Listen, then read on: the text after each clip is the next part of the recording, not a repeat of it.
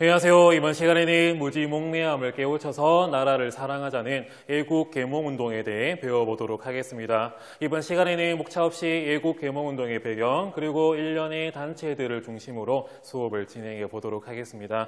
그러면 애국개몽운동이 전개되게 된 배경을 먼저 보도록 하겠습니다. 애국개몽운동은 일산의학을 전후한 시기에 새로운 신문화 등을 수용한 관료, 지식인, 자산가 등이 주도를 했고요.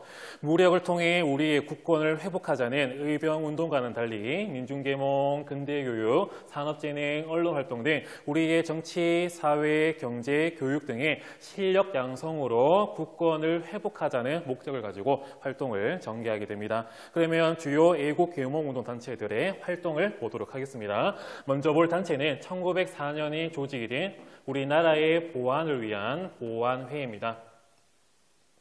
러일 전쟁 중에 일본이 우리의 영토를 강탈하기 위해 우리나라에게 이 황무지를 개간할 수 있는 황무지 개간권을 요구하게 됩니다. 이때 보안회 등이 나서가지고 반대 집회를 전개한 결과 이러한 일본의 요구를 처리시키는 성과를 내게 됐습니다. 그러면 그 다음에 단체를 더 보도록 하겠습니다. 1905년에 결성이 된 헌법 정치를 연구하는 헌정연구회입니다. 이름 그대로 이들은 의회 제도를 중심으로 한 헌법에 기반한 입헌 정치 수립을 목표로 하고요. 그들의 최종 목표 정치 형태는 바로 입헌 군주제였습니다. 한 국가에 군주가 존재하는데 군주도 헌법에 명시된 대로 권력과 권리를 행사해야 되는 정치체제가 입헌 군주제였는데요. 이러한 헌정연구회가 친일단체였던 이 일진회와 대립을 하다가 일산의학 체결에 반대하는 운동을 전개하게 되고 이를 계기로 통감부 설치 직후에 강제 해체를 당하게 됩니다. 그러면 또 다른 단체를 또 보도록 하겠습니다.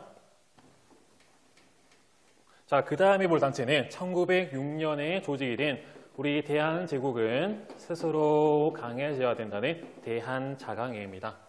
이 대한자강회는 헌정연구회를 결성을 했고요. 1907년 고종이 헤이그 특사를 계기로 강제 퇴위를 당하게 되니까 이 고종의 강제 퇴위를 반대하는 운동을 주도하다가 탄압을 받고 이에 따라서 강제 해산되는 단체가 바로 대한자강회였습니다.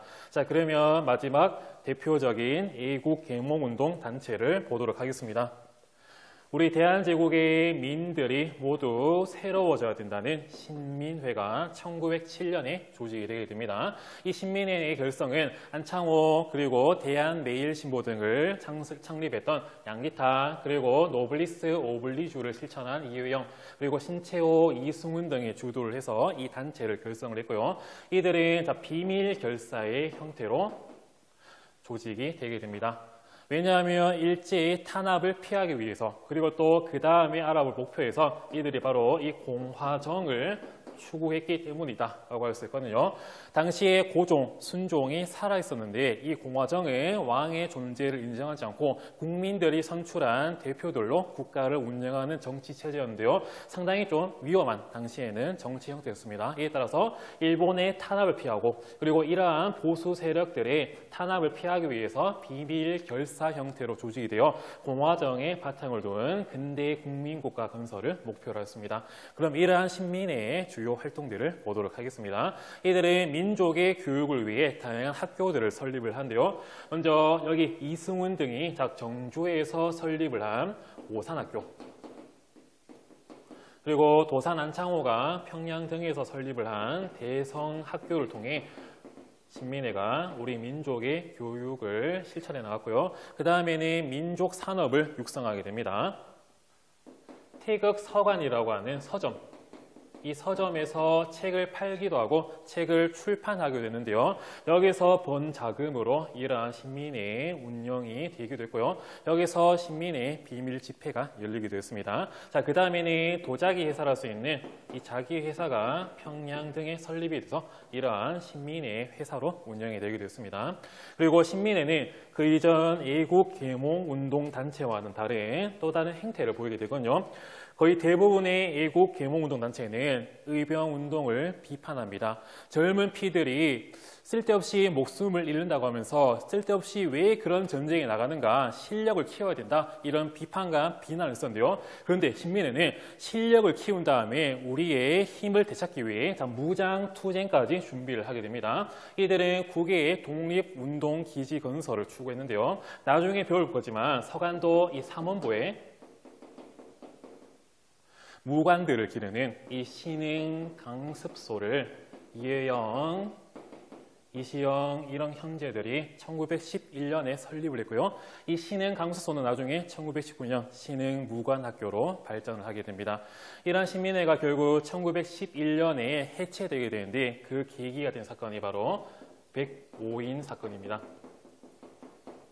자, 황해도 일대에서 이 안명근이라는 사람이 군자금을 모으기 위해 활동을 하게 되는데 이 안명근은 안중근의 사촌 동생이었거든요.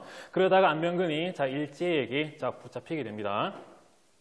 이에 따라서 안명근이 데라우치 총독을 암살하려고 하는 그런 계획이 들통나게 되거든요.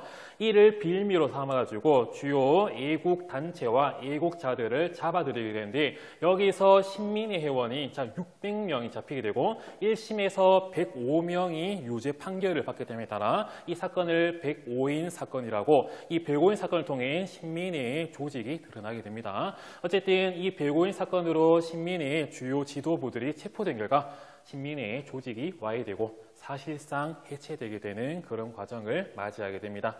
자, 이번 시간에는 우리의 실력을 양성하자는 애국 계몽 운동에 대해 배워봤고요. 다음 시간에는 독도와 간도에 대해 배워보도록 하겠습니다. 이번 수업도 열심히 들어주셔서 감사합니다.